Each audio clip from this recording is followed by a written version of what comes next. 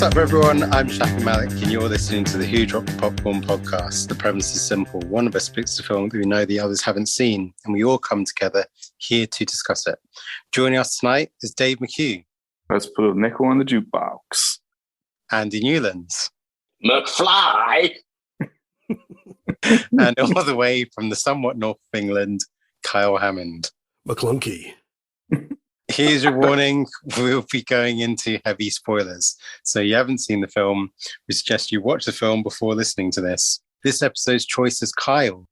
Kyle has chosen 1973's American Graffiti, written and directed by George Lucas and co-written by Gloria Katz and Willard Huyck.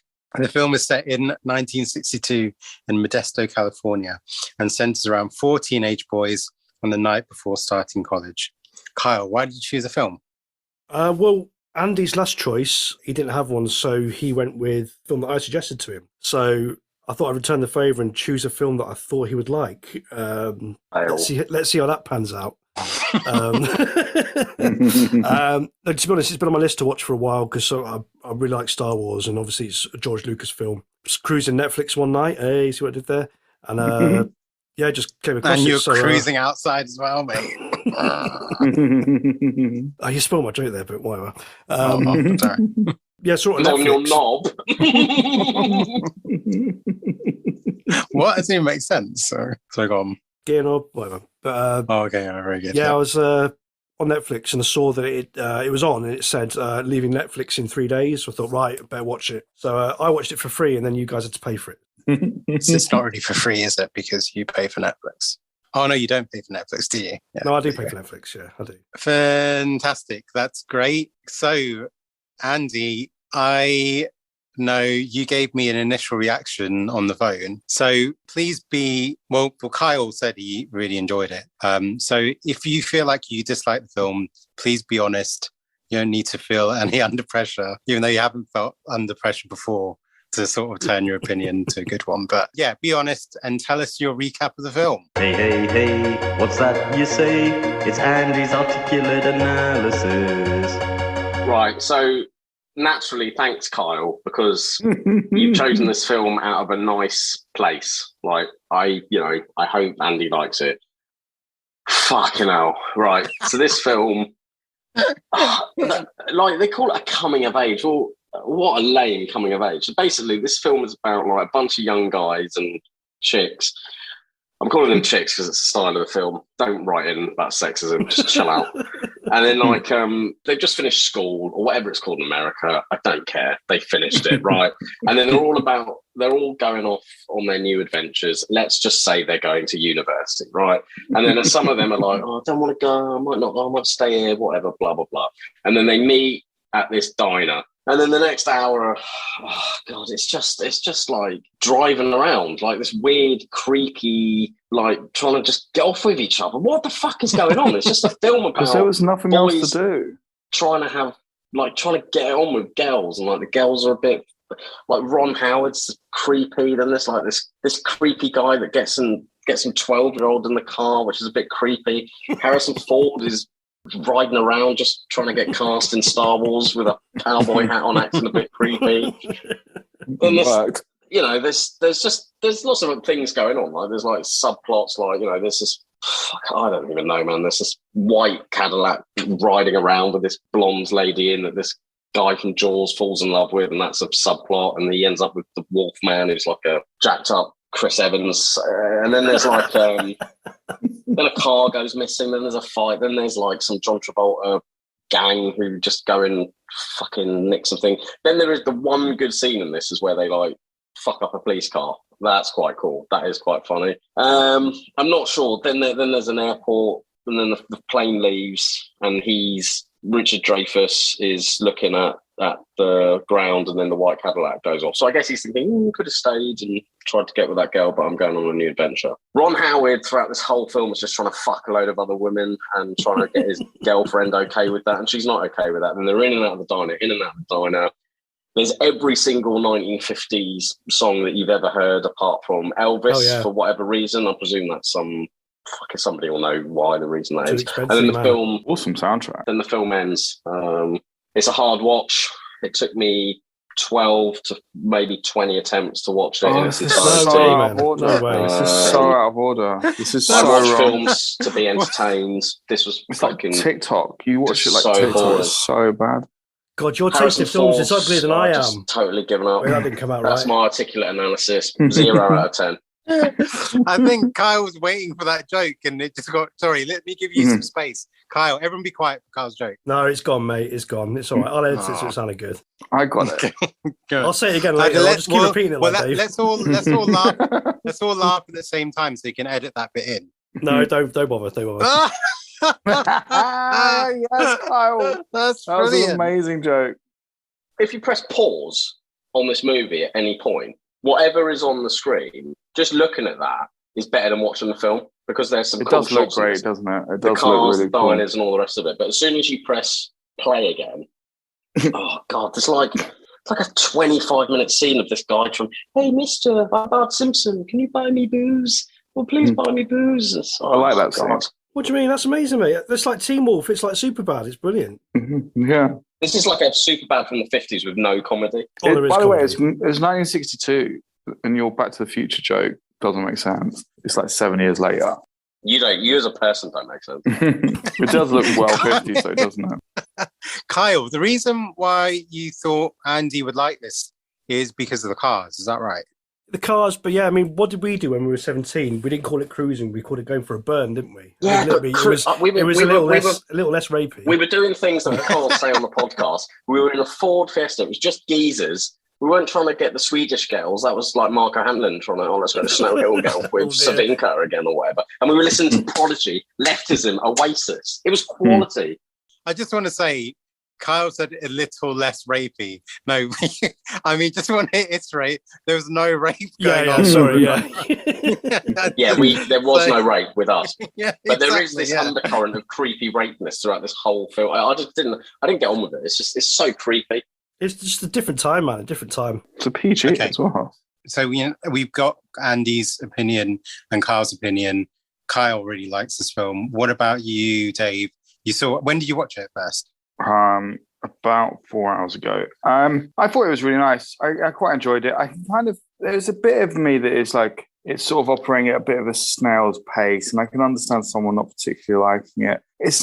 Coming of age films as always, I have not yet come of age, so I don't. You said that's your worst genre of film, right? Yeah, but I did enjoy it. I thought it looked nice, but it wasn't funny. I didn't find. I very seldom laughed, and I thought this film might be a bit funnier. But I enjoyed it, and I really like that guy who was driving his cool yellow car. He was a cool dude. I really did his style. Yeah.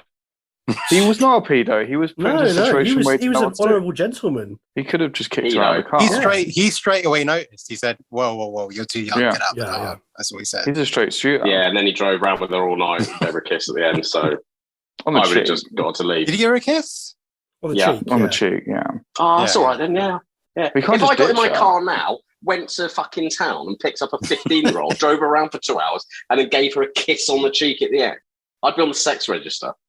You The already actress, Mackenzie, what's her name? Mackenzie Phillips was 12 when they filmed this. What the fuck? Fucking hell. Point That's made. George Lucas is a nutcase. Jeez. She doesn't look 12. No, her dad was in the Mamas and Papas. But then again, like, it's funny. Like, they say these are all teenage boys. Fucking hell. I guess it's the look of that era, but they all look like they're in their 30s. The leader of the gang looks about 48. Yeah, they might have been a bit older. Richard Dreyfus looks like he's in mid-30s. It's always been like that. Like, Yeah, even he was nowadays. 21 when he filmed this, man. But Yeah. he looks like about 30 odd, doesn't he? Yeah, it's mad, isn't it? Look how old they looked in Saved by the Bell and things like that. It's just always the way. And like, fuck me, what was that one? Dawson's Creek. They looked in their 40s and acted like they were in their 40s and spoke like they were in their 40s. I guess possibly this is sort of a new generation thing, but if you watch a show like Cobra Kai, the kids look like kids, right? Because you're so old now. But they're probably a bit older than they're playing. But then Lisa watches a program called Sex Education on Netflix, and fucking hell, a lot of them look like they're in their mid-30s. Like, I'm just like watching going, geez, you all look so bloody old. Yeah, but I'd say in Cobra Kai, they look like kids. Yeah, in Cobra Kai is quite a good example, but generally, it's always the joke, isn't it? Like the in-betweeners, they're all older than they were. They're always older because they're actors, and it can get a little bit difficult. I think in betweeners they still look quite young, didn't they? So they were all in their early 20s, though. Like, when they filmed this, the only one that was slightly older, I think, was the John Paul Lamont. I think he was slightly older. Some people did look well old back then, but I'm thinking more like in the early 60s rather than 1973. After watching this, I watched The Conversation because obviously some of the people from The Conversation are in this. So what's her name? Cindy Williams and Harrison Ford are in this. What do you think of The Conversation? Oh, mate, it's brilliant. I loved it. It's brilliant. Oh, wow. I'm proud of you. That's a film Newlands would hate. I don't. You know what? Newlands, give The Conversation a go. Gene Hackman's one of my favourite actors, so legend. Especially that film he did with that superstar that I used to like. All right. That's really cryptic, and I'm trying to work it out. Yeah, very good. Yeah. That's all we'll say on the matter. Yeah, Gene Hackman's 42 in that film. He looks way older. And the guy from Godfather who's in it, he plays the boss. Oh, Robert Duvall. Yeah, Robert Duvall. Robert Duvall's 42 in that as well. He looks about 60. Yeah, because he's always been so bald early doors. Robert Duvall's a legend. Oh, speaking of Robert Duvall, I'm sure the number plate said THX13A. I'm sure it did. Oh, shit. Yeah, it did, yeah. Yeah. I never really noticed that, but I thought that's, I'm sure Kyle's written that down as it's on my list. Yeah, obviously THX was George Lucas's first film that flopped. Kyle, have you seen THX? Okay, but Dave, you have seen it. Yeah, quite recently. I need to watch it again, though. It's some of it's incredible and some of it's a bit weird, but ultimately, I think after 3 or 4 watches, I will absolutely love that film. Got that real equilibrium style to it. I really dig it. What is in there's gun fu in it? Mate, unfortunately not. But yeah, no, more the sort of suppression of human emotion.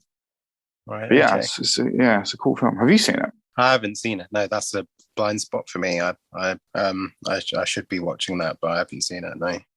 So Andy, just let's sort of try and bring some positivity out of you for this. Yeah. Were there actually cars we were like, wow, look at that car, look at that car. So like I used to play with those little metal Hot Wheels, I guess they were called. Yeah. And like the yellow car, I distinctly remember like having one of those. Yeah, and seeing the engine. I have an insane love for Back to the Future. So just seeing those 50s, 60s cars cruising around on screen, that alone is cool. And that's kind of what I know I've been planted before, but when you do just pause it and you see a bit like Blood Simple, there are just some insane shots. So yeah, I did enjoy that. And the mad drag race when fucking Han Solo like veers off the road and stuff, like all of that is cool. And like Kyle was saying earlier, like I am probably one of the biggest cruisers in my day. All right. I was such a cruiser. I love to cruise. Dave probably owes me about £15,000 worth of petrol. So yeah, the cars were cool, but like, I don't know, mate. Not as cool as the fucking Batmobile out of the Batman. They're just worlds apart. Nice. That drag race was confusing because Harrison Ford like crashes for no reason. He just crashes on a straight road. But also, like at the end, John's like, I was losing. He wasn't. He was in front. And then Harrison Ford just crashes. I think he was a little bit sort of intentionally said that, though. I think he knew. Like, I think it was obvious that he won, and he knew he was winning. I think he was just saying that. That's what I think. That very last scene with him and Toad when they're chatting, George Lucas was like, we need to film that scene now. And we're like, we've not learned those lines. So just like, just make it up. Yeah. Wow. So that whole, loads of the whole script was kind of thrown out and they just made it up. That's like when Star Wars, when Anakin says, I don't like sand. It's coarse and rough and irritating. And it gets everywhere. Another classic Lucas fucking... Well, I mean, but George Lucas is notorious for that, where he does 1 or 2 takes and then just moves on. And Dad's like, no, I need another take to, because I didn't deliver it properly. Apparently there's one line that the blonde girl, she fluffers her line. Yeah. What's this? She fluffs her line. And so like the actress was actually quite unhappy that she wasn't able to sort of just Do it again. So when the guys rob the store and Toad comes back with the liquor and he passes it to her, she's like, "Did you get it? Did you get it?" Yeah. He's like, "Yeah, I got it." So she fluffed the line, but George Lucas kept that in. There's actually quite a few other mistakes that he kept in as well. So he crashes his Vespa at the beginning. It's that wasn't meant to happen. You're joking. He actually just crashed it, and he kept that in. When that's quite cool. when they throw the water balloon in the car and it hits her in the face and she starts laughing straight away. So it was supposed to hit the window next to her and she's supposed to be really angry. But because it hit her in the face, she probably just started laughing like in real life. And he kept that one in as well. She was my favourite character in the whole film, actually. I felt like she was the most realist. And Ron Howard was my least favourite because he was the most sex creepy. Yeah, Ron was a douche. Yeah, I kind of agree with you. He's barely in it, though, Ron Howard, really. He's, as like one of the lead characters, he's probably got the least lines out of the four dudes. When did Happy Days start? I think it was around the same time. So apparently the pilot was made just before they started making this film. And I think George Lucas may have seen that pilot before making this film. Is that right, Kyle? Can anyone name the family in Happy Days off the top of their head? Cunningham. The Cunninghams. Yes! You legend. I thought you were actually going to say, like, name them all. Like Harold, I can Ralph name Mork and the Fonz. That's all I can name. And Laverne and Shirley. I don't know which one was in this film, Laverne or Shirley. Did you say Mork? Mork, yeah. Mork and Mindy. Mork and Mindy was a spin-off of Happy Days. What? I don't remember there being many aliens in Happy Days, you know. I didn't know that. Did you not know this? Did you not know that? I did not know that. Yeah, so an episode of Happy Days was a backdoor pilot for Mork and Mindy. Oh, wow. Right, interesting.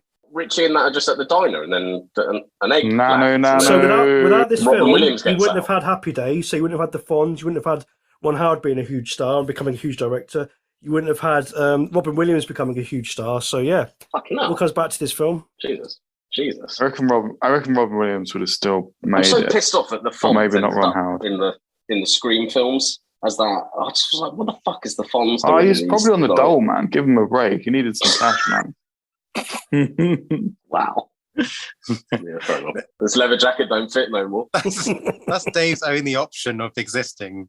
He's probably on the dole. If you haven't heard when he's done anything, he's probably on the dole. Dave, what did you love about the film? It's interesting because no one cares.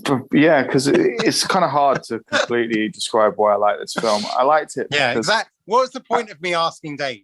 Because whenever I do that, whenever I say, "What's your favorite part of the film?" I did the same thing for Riders of Justice. Said, "What was what were your favorite parts of the film?" He's like, "Well, this isn't a film that has highlights. It doesn't have a good part or a bad part." It's like just answer a simple fucking question. Your favorite part of the film. But this to me, maybe him trying to get booze was my favorite bit of the film. But it runs at a snail's pace. It's just quite a nice watch. It looks amazing. The soundtrack is killer. I enjoyed it. It was an enjoyable film, but it didn't make me laugh at all. So that was a bit upsetting. I thought this might have a bit of a joke in it. I wasn't expecting Animal House. This was made in 1973. It's listed as a comedy, though, isn't it? So there's not a ton of jokes. No, I mean, kind of the main jokes were with Toad and Debbie, weren't they? Like, which is like, oh, pull out. I love it when guys pull out, and just like innuendo, basically. But still, I was like. Yeah, Toad was great. I really liked him.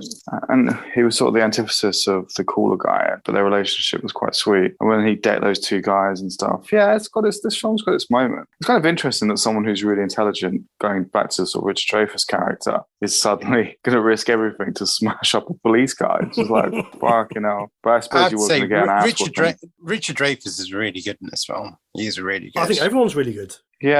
Yeah, he is good, isn't he? He's kind of like a bear. I always find him like a cuddly little bear, isn't he? Especially in Jaws. He's a real cuddly bear. What's your one-word reviews then? Bear. I like where when he's finally on the phone to the girl, he's just like, he's not playing it cool. Always like, I love you. You're the greatest thing I've ever seen. It's like, play it cool, man. Be aloof. Jesus. He's like, he's kind of crossed that bridge already, hasn't he? Yeah.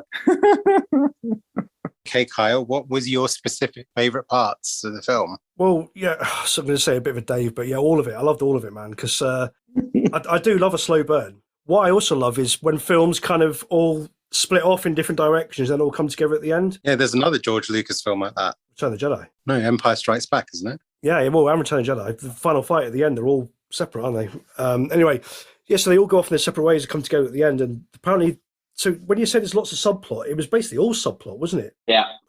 Just loved it. I mean, I love films where kind of nothing really happens. You know, like Eyes Wide Shut. I fucking love that film. It's just a lot of just walking around and nothing really is going on. But I just love the whole vibe of it. Yeah, I need to watch that again. See, that's interesting because, like, I wouldn't expect you to say that about films. It's weird, isn't it? You've got to get me at a specific time. So it's got to be nighttime, but I'm not tired. Yes, 100%. Yeah. But if you're tired, it's not going to happen. So it's very rare that it actually happens. So a lot of the films that we've watched, I've had to like finish the following day or the following night, whatever. Yeah. But, yeah, with this one, I was just sat, couldn't keep my eyes off it. And I've watched it twice now, and both times. In fact, I loved it even more the second time. Like the stuff that I missed. Nice. I didn't even like some of the one-liners I didn't really get the first time, but I caught them this time. Well, it's what I said about Jellicetu, where the film is less about plot and story beats and more just having the camera as sort of like a fly in the wall and just sort of drop you in the middle of sort of it, so you can sort of have an understanding of the time and place. And I think, you know, there's quite a sort of a European style of filmmaking, like before those filmmakers like Martin Scorsese, Francis Ford Coppola, George Lucas, all those people, they went to USC, and those are the type of films. Spielberg, again, those are the types of films that they would watch while sort of studying. So, but yeah, I do agree that this is really just capturing an experience rather than. But the thing is that, you know what, I'm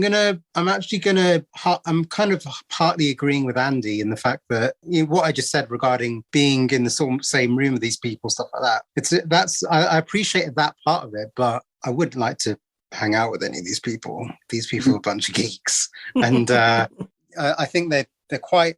I mean, who's hold on? likable? No, it's like geeks with a hard mate, isn't it? John's like their hard mate. Yeah. But I mean, I'd like to be in this movie. I'd like to be in that diner having a strawberry milkshake and then riding my car. I'd like to be immersed in this type of environment. But you're right. These characters were just such fucking losers and pedos. Yeah. It was like, how the fuck can you get behind them? Yeah, I mean, definitely. I mean, we all agree that Ron Howard's a dick. You wouldn't want to hang out with him. No way. Every other guy he speaks to fucking loves him as well. I don't get it. This is the thing. Like, I don't want to be cruel to Ron Howard, but he's no Brad Pitt, right? I tell you, what the fuck? He was kind of cute. He was kind of cute before he went bald, I'd say. Jeez, Dave, there's lots of. You're saying Richard Dreyfus is a cuddly bear. You say that. Now you fancy Ron Howard. What's happening? Ron Howard's kind of cute. Yeah, he's got that Happy Days sort of grin. He was likable in Happy Days, though. Anyway. Why don't you wank off George Lucas then? I actually would. Spunk Wars. Return of the pedo. Look, there's no paedophilia in this man. He was like he's a perfect gentleman. They're teenagers trying to pick up other teenagers. It's just they're just hormonal. When he's got Carol in his car, he's like, "Oh fuck!" And as Shafi said, he said straight away, "You're too young." No, but he's kind of stuck with her. And, like the police come, and she's like, "I'm going to say that you touched me." He's like, "All right, I better leave this girl alone." And they end up having fun. She's like, "Let's get the shaving foam out and just spray that car while you flatten their tires." Andy did bring up that. Oh god, I was going to say something. I can't remember now. They put me off. No, I've lost it now. Gave her a kiss. Yeah. So that's what I'm saying. Andy brought up Back to the Future. The funny thing is that Back to the Future, got off with his mum. There's a plot point of I have to pretend to rape my mum in order for my dad to be a hero. This subplot ends with him pretending to get it on with the girl so that she could tell him where she lives. It's like, what's the answer to our problems? Rape. Yay! Mental. But there you go. Yeah, that's there you go. So Kyle. Actually, no. There was a pedo. There was that teacher who was. Yeah, exactly. Yeah, that teacher. Oh my god, Richard Dreyfus' mate. Yeah. There's girls all around, and at the end, he's like puts his arm around the girl and walks off. And like, wow. That makes no sense to be in that. It's just. The whole Lucas needs his head examined. It's so weird. That probably happened at his school, though. That's the culture, though. This is something autobiographical in it. This film. Okay. Young girls. There was no sort of. The lines were blurred about. Oh, that age is too young In that sort of era, it doesn't really, If this is a direct screen portrayal of his experiences as a young man, then I can't argue that. But as a viewer, I'm very uncomfortable. How old was Jerry Lewis's girlfriend and wife? Yeah, I can't remember, 14. But yeah, exactly. Priscilla Presley was young, wasn't she, when she married Elvis? Yeah, weird. Yeah, it's just a sort of weird culture thing. But there you go. Kyle, what else? Toad has one of the worst haircuts in cinema history. It's awful. It's worse than Hawkeye's in Endgame. Yeah, because he sort of hasn't quite committed to gelling it back properly, has he? It's like too short on top, and then the sides are long and slick back. Yeah. So apparently Harrison Ford wears a hat because he's like, I'm not cutting my hair in this shit 50s style. So I'm going to wear a hat instead. So giddy, Harrison Ford. I'm not going to cut my hair. I'll tell you who's got the weirdest haircuts of all the actors in the world is John Travolta. He just cannot rock a good hairdo. Like he's bald, and then he's in Pulp Fiction. He's got that mad do, and then he's in that Star Galactica film with all these fucking. Look up his haircuts over the years. He's a weird looking dude. Dave, have you seen Staying Alive? Maybe maybe once. Yeah. When you're saying Staying Alive, you mean literally Staying Alive, the sequel to Saturday Night Fever. Yeah. Is it a sequel? I can't remember. It's directed by Sylvester Stallone, wasn't it? I think so, yeah, because he's like a dancer in a kind of Hollywoody type show. Because I love Saturday Night Fever. I think it's a great film. Yeah. But yeah, Staying Alive. Yeah, and to be honest, you know what? Saturday Night Live is, I would say, has sort of like a... It's gone downhill since the 70s, I'd agree. 100%, yeah. Saturday Night Fever is quite a similar style of this film as well, I guess, in the fact it's sort of capturing a time and a place and youth and kind of, what you got up to after school and all that stuff, And it's mad to think that's only 15 years later from this 77 to 62 setting. It's just mad. Yeah. It's just so weird. And frankly, I don't think things have particularly changed that much in the last 30 years, really. I know obviously there's been social media and the internet exploding and stuff, but I still think that's a fad. It would be weird doing a film. So, 62, and the film came out in 73, didn't it? American Graffiti. It'd be weird to do a film now set 11 years ago, so 2011. What was 2011? I know there'd be nothing really, to define it, is there? Yeah.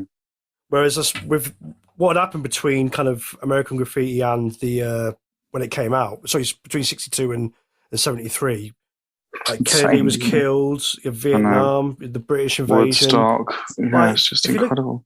If you look at no one's doing drugs, are they, in American Graffiti? Whereas in the late 60s, fucking everyone did drugs. Yeah, because it's so different. I don't know. Possibly it's because I don't think that's really a comment on that era. I think that's probably just got to do with George Lucas and what he did and what he didn't do at that time. If you look at like the Rolling Stones and the Beatles at that time in 62 and then compare them in sort of the late 60s, it's like... I've been to India for 6 months and I'm now on this liquid heroin every day, yeah. Dave, you were talking about how much you like the soundtrack. Tell us what you liked about the soundtrack. Well, the soundtrack is just killer. It just perfectly fits the film. But it's not too difficult to make an amazing soundtrack for a film. You're setting in 62. You've got about a 5-year window of good tracks. So, but yeah, they really nailed the soundtrack. That is an awesome, awesome soundtrack. He actually wrote the songs in the scripts, didn't he? Which is interesting. You'd need to sort of like... What does that mean? So when he's writing a scene, he'd put like in the background is playing blah blah. Yeah. Oh wow. So, walk around the clock. Yeah, whatever, and it's quite dangerous because you may not get the song cleared, for the film. I think for Baby Driver, Edgar Wright actually, before he started writing, doing like a finished draft, he actually spoke to the music supervisor of the film and said, "Here's my list of songs. Can you make sure we can secure these songs?" Yeah, because Baby Driver is almost the other direction, isn't it? It's almost like the other way around. Baby Driver is the extreme opposite, isn't it? It's like, I could have imagined him actually coming out with the soundtrack before the film. It's just mad. Yeah. The music budget for the film, it was £2,000 per song, and there's 40 songs, so 80 grand. Whereas today, you'd be talking like 500,000, $1 million per song. What? Yeah, that's what artists charge for your song to be in a film. Really? Unless you're like friends with the director, like Morrissey said to Jonah Hill, "Yeah, you can use this song." Yeah, after that letter. Oh, But yeah, otherwise, it's crazy money. Yeah. it's well worth writing a letter, isn't it? Isn't But it yeah, just? that band was really cool. I like the band, like the live band that were playing at the Louie, school dance. Yeah. oh. Dave, have you seen Dazed and Confused? Yeah, man. So I think the first song in Dazed and Confused was Aerosmith's Sweet Emotion. It's all right.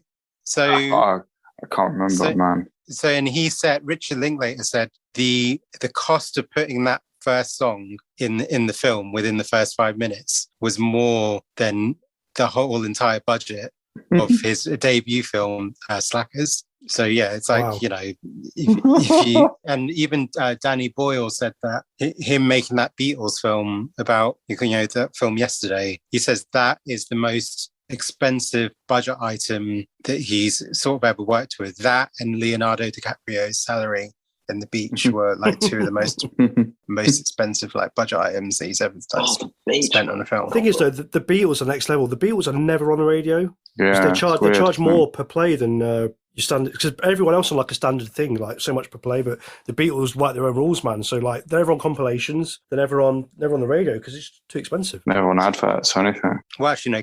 Kyle, what about your highlights of the soundtrack?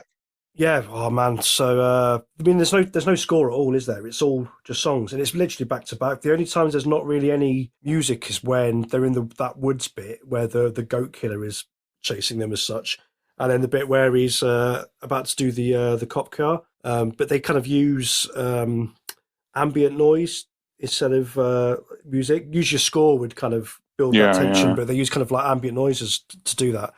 But oh, man, there's so many great songs. I mean, favorite songs, maybe Booker T and the MGs, Green Onions. Yeah, love that song. But it's probably Del Shannon, Runaway. I absolutely love that song. Oh yeah. God, it is awesome.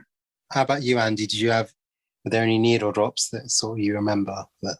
Nah, God, like Dave was saying, it just felt like I'd gone into Woolworths and just picked now 3. No, that's what I call the 50s, yeah. Yeah, and it was just like, right, we'll just play this then. So not really. I just wasn't surprised at any point. Like throughout the film, I just wish I was in the Ford Fiesta listening to Prodigy.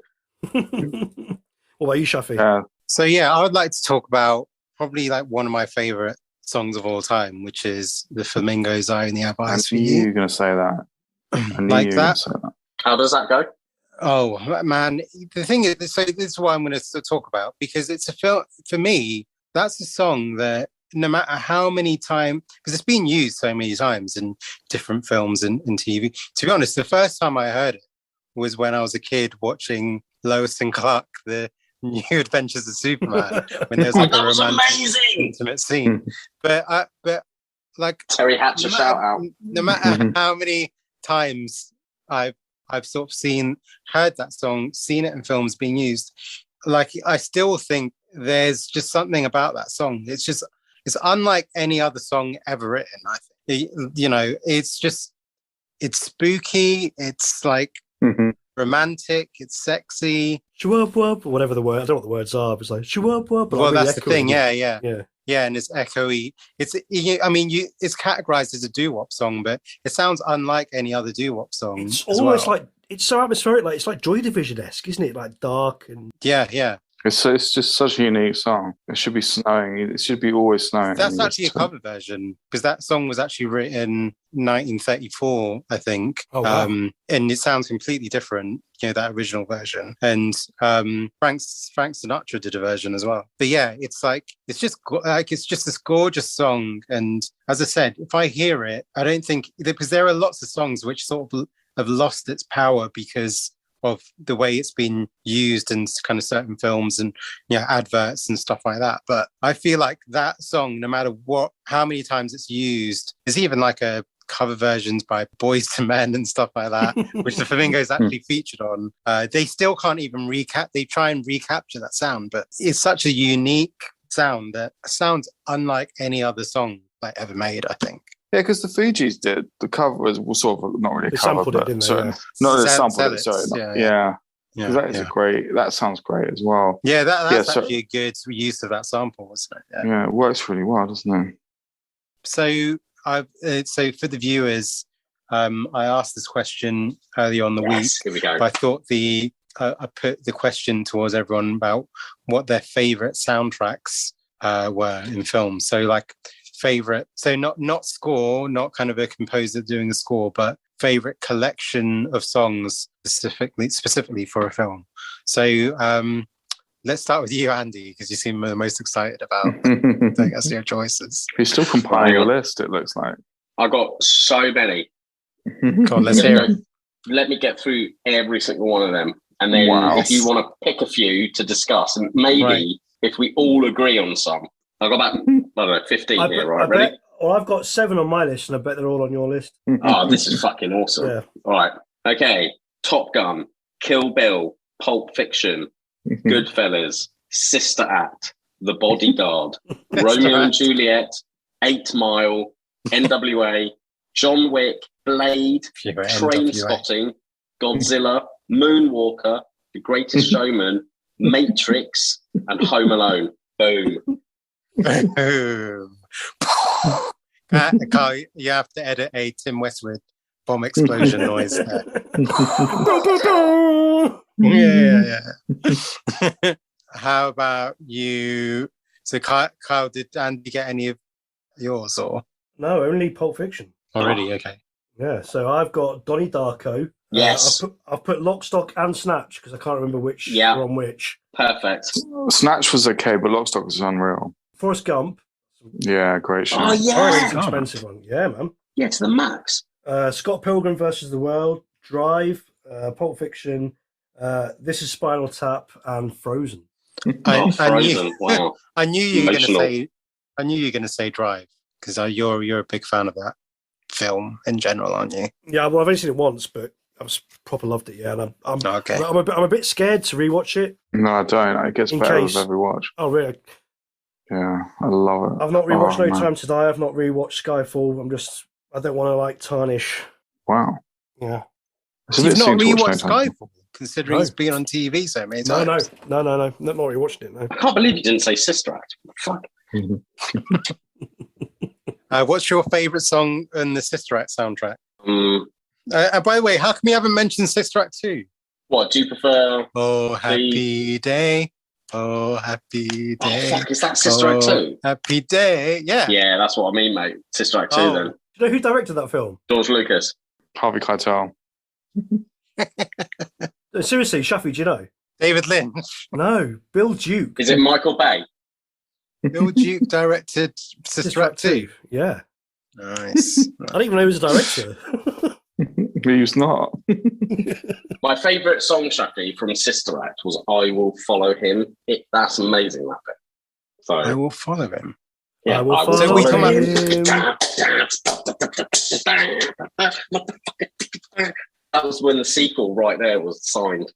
Done. Nice. And Joyful in Sister Act 2 as well, when fucking, what's her name? Just reminds me of school, man, having to sing at school. Oh. Yeah, and mate. I was on Songs of Praise when I was in the Petit Chantettes and they did the close-up. Yeah. I had curtains as well. So talking of pedos, wow, Harry Seacombe, fuck you, outrageous. All our Catholic listeners, Shafi, have gone now. That's it. All I'm 30 sure Catholics. Yeah, sorry. Tell us your experience to Song of Praise. What happened? Songs of Praise was amazing. So they came into to St. Luke's Church and they made us all like stand in line and stuff. And then we all had to wear our robes. We did 3 takes.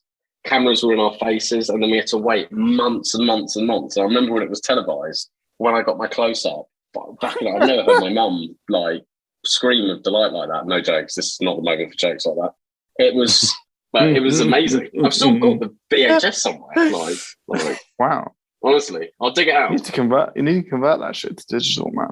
Yeah, keep it forever. I think you're about to say you need to convert to Catholicism. Mate, it was great. The song was "I Saw 3 Ships." I don't know if you know that one. I saw 3 ships Ships come sailing, boy, come sailing. Shafi. Yeah, there we go, mate. Shafi, in the holy month of Ramadan, you can't be singing those songs, man. Honestly. Okay, so Dave, what are your favourite soundtracks? Yes, I'm looking forward to this. So, like, yeah, Trainspotting might be my favourite. Lock, Stock is unreal. The Boogie Nights soundtrack is unreal. So let's talk about. Let's just immediately wait. You mentioned Trainspotting. Andy said Trainspotting as well. What are favourite songs from the same Trainspotting soundtrack? Well, Sing by Blur is absolutely brilliant. Nightclubbing by Iggy Pop is unreal. Blur, no, not Blur. I'm sorry. And then what's the Common People song? But it's not. It's like a B-side from Common People by Pulp. Yeah. That's what I was going to talk about. I can't remember. I can't think. But it's a great song. About the Pulp song? Yeah. Mile End. Mile End, that's it. Yeah. Well done. Yeah. It's fucking amazing. Like Primal Scream, Underworld, Leftfield. Yeah, it's really, really good. That shot when they're on the bus going down to London and Leftfield, a final hit kicks in. It's just like, oh man. So what other soundtracks did you say? So you said I love the Lock Stock. The Lock Stock soundtrack is great because a lot of those songs I would have never heard. There's just some weird, great songs on that album. Maybe because I was only sort of 15, I might have found a few of them. But yeah, that's great. Boogie Nights, that is unreal. That's fantastic. A lot of the Wes Anderson films are great soundtracks, but they're kind of weird alternative versions and stuff like that. You got to dig here. Yeah, Goodfellas, that's pretty cool. American Graffiti now is right up there. That's fine. Oh God, yeah, thank you. The Crow. Oh my God, that is fantastic. But it does have. It's sort of, if you listen to that album, it starts great and sort of finishes quite poor. But yeah, starts great. Yeah, Donnie Darko, that's a really cool shout by Clarke. Yeah, that is a great shout. That is a great shout. Oh, the Killing Moon is a great song. Yeah, I know. It suits that opening scene so much. That Tears for Fears song when they first go in the high school. Yeah. Oh, mate, it's so good. Andy, did you mention Godzilla? Yeah, 98. Did you have a favourite song from? Every song on that album is good. Puff Daddy, The Green Day, Brain Stew.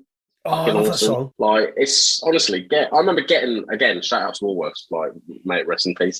Getting the Godzilla album was one of my greatest cruising CDs as well. Foo Fighters. Jackie Brown's a great soundtrack. Oh, Jackie Brown, mate. That's a great shout. Yeah, that's really to be good. honest, that's my favourite Tarantino soundtrack. I think I just lean towards Pulp Fiction. So, Shafi, you didn't listen to any then? You've off the top of your head, you can probably... Have you guys watched a film called Dogtown and Z-Boys? Oh, mate. Yeah, I watched it earlier, mate. No. I think that's you guys would probably like that. That was sort of like it's a documentary set in the 70s about when like skateboarding first became popular in California, and that's the soundtrack for that's really good. Yeah, there's a really good soundtrack for that. As far as like hip hop is concerned, there's a film called Boiler Room, which isn't a very good film, but there's like a collection of like 90s hip hops, kind of classics. Is that with Ben Affleck? Yeah. It's not good. It's not a good film. Office Space has a killer soundtrack. Oh shit! Office Space is a fantastic sound. That's like Bushwick Bill and yeah.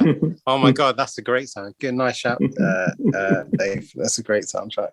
People don't talk about Office Space enough. Shout out to Matt Damon as well for the soundtrack to Ocean's 11. Shout out to Matt Damon. We almost got for an episode about talking about Matt Damon. Yeah, I was going to say, how can I segue this in? Fear of repeating ourselves, what Mike was saying on our last episode, Grosse Point Blank. Great soundtrack. Oh gosh, yes. Oh yeah, great. Oh, legend. That's a great soundtrack, right? Yeah, no one mentioned, even though I was talking about Mirror in the Bathroom and the beat, but no one mentioned I can't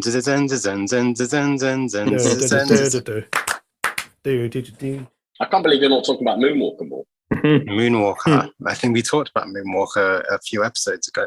We should talk about it every episode. Exactly. Let's go over it again. What's your favourite Michael Jackson music video, Andy? Don't say Ghosts. Whatever. Yeah. What's that one with Naomi Campbell? It's like cleaning out my closet. Cleaning out my closet. Yeah, and in the desert, walking around that white pillar. That's quality. And then the other one Is Wesley where Snipes they're in in that Mexico and he's in that red shirt. And he's like, He's in Bad. Yeah. Quality. Oh, They fuck, don't he's really in Bad, care yeah. about Yeah, us. guess who? And you know who directed Bad, right? It was George Lucas. Bill Duke. him that hates Marvel. I forgot. Honestly, I have brain block when I come on this podcast. Martin Scorsese. Yeah, Martin Scorsese. Yeah, I did know that. Yeah. What's the one where Dan Aykroyd's up in a fucking director's chair? And that's Liberian Girl. Oh, Mike. Oh, Mike. Right, Shaf, my real answer to that, right, is Remember the Time. Wow, that's a great video. Isn't it? Remember? That's the Egypt Eddie Murphy one, right? Yeah. And then the second one is the one with the donkey in it, because that's nuts. That Yeah, he's in the that's desert what I was having going to say. That's my favourite. Yeah, that's the first time I remember thinking it's probably not, but like when I think back to when did I first see animated stuff, that donkey is the first imprint in my mind. I mean, I'm guessing it probably hasn't aged that well. Speed Demon. Wasn't a donkey? So which bits of the film are actually in the video? Because the bit where the mum and the son are like, "It's Michael Jackson," and their faces go, that shit me up as a kid, man. Yeah, me too, mate. Is that in the video or is that just in the film? No, it's in the video because this video is always it's the whole video. out. Yeah. Michael Jackson. The donkey's the head thing he puts on Dave, where he tries to get away from the paparazzi. Looks like a rabbit. Spike. It's a rabbit, isn't it? Yeah, Spike. Oh, it's a rabbit, isn't it? That's why. Yeah, it's a rabbit. I was just dancing with my friend Spike. Spike. Yeah, Spike. Donkey. No, donkey. From Shrek. Eddie again. Chill out, Eddie. He's everywhere. Michael Jackson music videos from the early 90s still look great today, just like the Addams Family still looks fucking great today. Even the worst video is better than American Graffiti, so shout out to Michael Jackson. And he's a bit creepy as well, actually, so there's a crossover. Yeah, so I love this pedo-centric theme for this episode. Tune in this week to we're talking about songs of praise. We're talking about... Wow. I didn't see this coming. Jesus. What's pedo about train spotting? What? Oh, yeah. She's Kelly, whatever her name is like 14, isn't she? Yeah. Yeah. Kelly MacDonald, that's her name, yeah. So back to the film. That's not bother. Oh, you know, a soundtrack I forgot to mention, the Hackers soundtrack, because that was when there was sort of like a boom of those like electronic bands, you know, that were doing like quote unquote bands, because they were sort of marketed that way as like bands, even though they were like two guys behind a mixing desk. And that was sort of like Chemical Brothers, Leftfield, Underworld. It's unfair not to call them bands, though. No, that's because most non-bands in that genre are generally one-hit wonders, aren't they? So if you look at things like The Prodigy and Chemical Brothers, obviously not. Prodigy, for Hackers, I'm not sure. Do you guys know what I'm talking about or not? Yeah, it's the Angelina Jolie and Johnny Lee Miller. There's a couple of really good, like well-edited Prodigy tracks in that film. There's one where they're doing like a montage of them like competing in like who does the best hack, and that's to One Love. So what One Love, that there's that montage of them hacking. It's really well cut to what you're seeing on screen. But then, as you guys said, Voodoo People was sort of like the action climax at the end, and that's really well edited as well. So yeah, sorry, I just wanted to bring that up. Nah, never apologise talking about Prodigy. 30th of June 1997, Fat the Lamb was released for another trip to Woolworths. I was telling Liza about music for the Jilted generation. It felt like a whole year was listening to that album. Don't you think? Yeah, man. Like it didn't matter like what sort of social circles you had or whatever. Like it felt like everyone like loved that album. I remember just everyone just replaying the first intro bit to Poison, because he goes, "I'm trying to write this fucking tune, man." It was like there's a bit of swearing. That's My first CD I ever got was given to me outside of Sounds Workshop by Shafi Malik. It was in 1995, I think. No, it must be sooner. It was Skilo. I wish. I got that for you for your birthday. What, the single? I wish I had. Yeah, I got it for him for his I was a birthday. little bit taller. Had you heard the song before I gave that? No, like everything you ever spoke to me about was new. I didn't know, and it was great. Everything, every day was an adventure with Shafi Malik. I just like I'd leave your house at like 7 p.m. and somehow between 7 p.m. and 9 a.m. the next day, you'd have these mad adventures. There was no internet. I don't know how you did it. Older siblings, man. I'm sure Shafi was knocking on his brother and sister's door. What cool stuff can I talk to our mates at school about today, please? Yeah, right. Fucking my brother listened to Guns N' Roses, so yeah, legend, mate, legend. Right. Shafi's on teletext trying to get the latest thing. One thing I find quite interesting about George Lucas in general, well, I definitely think about this sort of era, is how his films sort of, maybe I'm sort of looking too much into it. I think I was talking to Andy about this actually when we went to watch like the Force Awakens, I was saying, but I feel like there's sort of like a large theme of his films that's got to do with how he felt about Vietnam. So this film, it makes like for a good pre-Vietnam film. It's basically capturing like a time of innocence before like leaving. But there feels like there's an anxiety about leaving the your town in order to sort of, go into adulthood. And for a lot of people kind of going in that generation of that age, in that era, it probably felt the same as well, even though these specific characters weren't going to fight in the war. I think subconsciously the film is about Vietnam, in the just the fact that sort of anxiety about holding on to the things you love, and or do you choose to leave your sort of town base? And I think I've spoken to Andy about how Star Wars: A New Hope is an interesting post-Vietnam film, because that was with Vietnam, America had seen their own country sort of go to a war which was sort of unjust, and they were over in this country doing these questionable things.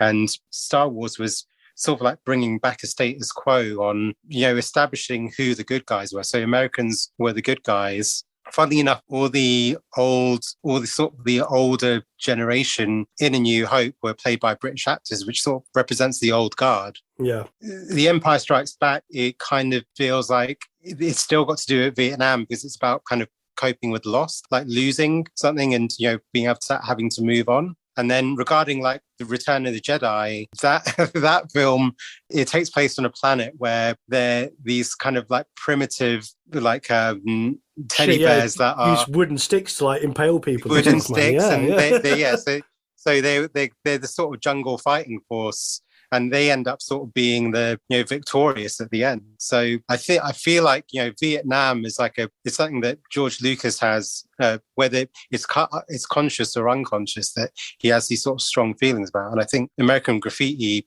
I think, has got to do with that. And did you remember me talking about that? No, I don't think it was me, mate. When was this chat? I think it's before The Force Awakens. I was telling you about the fact that, that original trilogy is interesting. But even like, I remember, what's the second, Attack of the Clones and Revenge of the Sith. Those films were around the time of the Iraq War. And still, it's like the protagonist of those films is basically a bad guy. And, that's what these Western countries take part in an illegal war. So it's sort of like making an audience sort of feel comfortable that you're sort of rooting for the bad guy, I guess, but I don't know. That's just sort of my interpretation of it. But. So while we're on Star Wars then, Attack of the Clones, there's quite a big sequence in that's set in a diner, which is very much kind of riffed off American Graffiti. And is that what Attack of the Clones? But isn't like even the original A New Hope has the was it the cantina? No, but when they're on, I forgot, is it...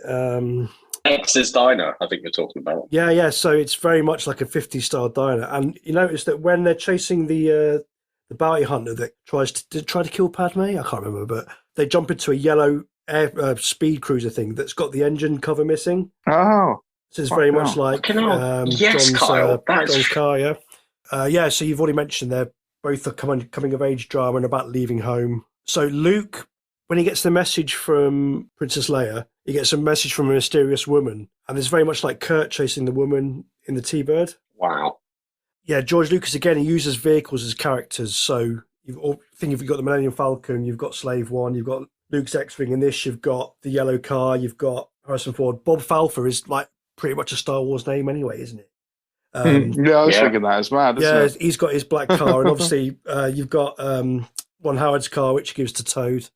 John Milner was the inspiration for Han Solo. He's very much the cocky, kind of older, cool guy. Yeah, that's what I thought that I was watching that thinking, let's say if Harrison Ford didn't take that role, that actor could have been a contender for Han Solo. But I don't know who else was up for that role or not. Don't know. And then one thing I also noticed, which I didn't really find anything online about, but I didn't look that hard to be honest. But did you notice when John and Carol are in the car, she's playing with his giggity gear knob, and at the end he gives it to her. Yeah. And Andy, what Star Wars TV show has done that recently? Oh, Mandalorian with Baby Yoda. So Baby Yoda's Grogu's playing with the gear knob, and at the end he gives it to her, gives him, doesn't he? Holy fuck, wow. Oh, these are great Easter eggs here, man. It's quality. But also Ron Howard directed Solo, didn't he? Yeah, and Willow, yeah. Yeah. Man, I need to rewatch Willow. I've only seen that as a Well, kid. they're doing a TV show, aren't they? Yeah. On Disney Plus, yeah, I need to rewatch that. Okay, so let's go to one-word reviews. It's the one-word review, the one-word review, the one-word review from us to you. Except for Carl, who says, "Oh, that's fucking quality." But we're not allowed to use the P word. Okay. No. Okay. So, Andy, what is your one-word review? Creepy. Kyle, what's your one-word review? Yeah, loved it. Brilliant. It's not a fucking one-word review, is it? Pedo. And Dave, what's your one-word review of Bitching. American Graffiti? Sorry? What is it? Bitching. I didn't think you needed to say of American Graffiti. I knew which film I was reviewing there. So you spoke over me there. The end. He's such a good. What is your one-word review of which one? Which film was it? Yeah. The Wailing. The one we've just It's been the talking about best. for about 4 hours, actually, it feels like. Dave, what's your one-word review? I didn't hear what he said. Bitching. Yeah. Just quickly, we've not talked about the very ending. That ending with the title cards at the end. Oh, yeah. Fucking dark, man. There's no need for it. I know. It just like spoiled the whole Because happy ending. Oh yeah, this Shafi was person talking died. about his hatred for that, and I agree. In a fictional film, it's so pointless. Yeah. Missing in action is fucking hell. Yeah, holy fuck. But then, actually, we have one thing, Kyle. We haven't talked about a sequel, have we? Yeah, they did a sequel, and he's so yeah. Toad's not dead. He went MIA. But did John still die? I can't remember. I've not seen it. I'd love to see. Apparently it's not very good. So I can imagine him in a Deer Hunter scenario. Yeah. Mow. Yeah, because he's the geek in Untouchables, isn't he? Oh, the worst film I've made. So what's the sequel called? What's that More called? American Graffiti. More American Graffiti. Oh, Wow. fucking hell. Honest to God. Lucas and Francis Ford Coppola weren't involved, were they? So have we had any Twitter responses, Shafi, or? Well, firstly, one thing is that just going back to our last episode, unfortunately, we ran out of time that we weren't able to read out the comments for Shin Godzilla. So apologies again that we weren't able to read them out in the episode. But thanks to... Who are you apologising to here? The 8 people that have listened to this? No, the people that wrote in, I guess. People that have contacted us and told us what their opinion of the film is. But right, yeah, fair play. At Andrew Lee Clarke said, it's a modern masterpiece in the great tradition of Godzilla's origins, a bleakly funny bureaucratic comedy that turns into an intense disaster and horror race against time. The triumph of science and individual mortality support the many in the face of uncaring / ineffectual government. Wow. Andrew That's Clarke. awesome. Phil Rogers, he's a good boxing writer at Phil Rogers 81. He just replied saying, fucking awesome film. Yeah, it's a legend. I agree. And the great Lindsay Wilkins said, Shin Godzilla is an amazing movie, taking Godzilla back to his roots as a metaphor, especially how Japan deals with natural and nuclear disasters, plus amazing creature work. And at Billy Jarrett, replied saying, agree with all of this. Seeing it in theatres was an experience. That would be good to watch in the cinema, actually, wouldn't it? So thanks for all those comments on Shin Godzilla. We all agree because I think that film's amazing. Regarding American Graffiti, so Lindsay commented saying that though not the first, American Graffiti feels like a seminal teen movie, especially the experience of having a last night as a teenager. Amazing soundtrack that I'm surprised they paid for it, especially since most studios didn't know what to do with it. Yeah, they wanted to make it a TV movie to begin with, didn't they? Yeah. Wow. There you go. Thank you very much for all those that have got back to us about comments in the films. Did you do one review, Shafi? I don't even know what your opinion of this film. You've been pretty quiet. You've not really given much thought on this film. I did sort of say that I kind of half agree with Andy. Yes. So I thought maybe, because when I watched it about 15 years ago or whatever, I kind of just forgot it straight away. Like, just completely forgettable. But one thing I remember is just how like prominent that soundtrack is. Yeah. And I think that was the first comment I said to you when you brought it up. And I thought maybe my opinion would probably change, like watching it a second time, thinking I'll probably enjoy it more. But it's more so I kind of felt like I don't really like spending time with these people because they all like seem like a bunch of knobs. But there you go. It's just, those three kids, they just seem like a bunch of losers. Those three kids, they like, I don't know. I don't wish them well. You're just like, definitely Ron Howard's character too. You feel like you wish he just drove into a tree. But you wish he got killed by a drunk driver and not. Yeah, exactly. Yeah. Not a job. You know what I hate? That when he talks back to that teacher, hey, go kiss a duck. Oh God, yeah. Ooh, you're Fuck you, hard, Ron Howard. Ooh, you're hard. Shafi, what's your next film for this podcast? This great podcast. Yes, I'm so looking forward to this because I've enjoyed every single one of your film choices thus far. Nice. Oh God, Kyle hasn't. And Dave is somewhere in between. So hopefully it's not a 1970s fucking or an 80s film, and it's not some crazy 4-hour bloody thing. So Shafi, over to you. So, right, what normally happens is whenever we mention a film, you guys Google it straight away. Yeah. What I'd like you to do is not do that, because what I've noticed is that when I do Google it, some of the film synopsis, basically this film, there's something that happens halfway through the film, and it's quite a significant, it basically turns the film on its head. And I think a lot of the film synopsis gives that away. I think it's best you watch it as not as cold as possible. Right, you need to tell us where we can watch it then. Yeah. So I really hope I've already seen this so I can go, nope, seen it. Is it the one where Selma Hayek is, or whatever fucking name, is a vampire? I've seen that one. Salma Hayek. What's her name? Dave Salma wants Hayek. to drink out of her shoe or something. I can't remember. No, he doesn't. He thinks they should be put on the sex offenders list. Yeah. Well, anyone with a foot fetish. Just watch American Graffiti. One step closer. So basically, our recurring jokes are Dave and his weird foot thing. Well, no, don't say Dave and his weird foot thing. David is very normal thing to dislike feet because they're ugly and horrible. Everyone else is a weirdo.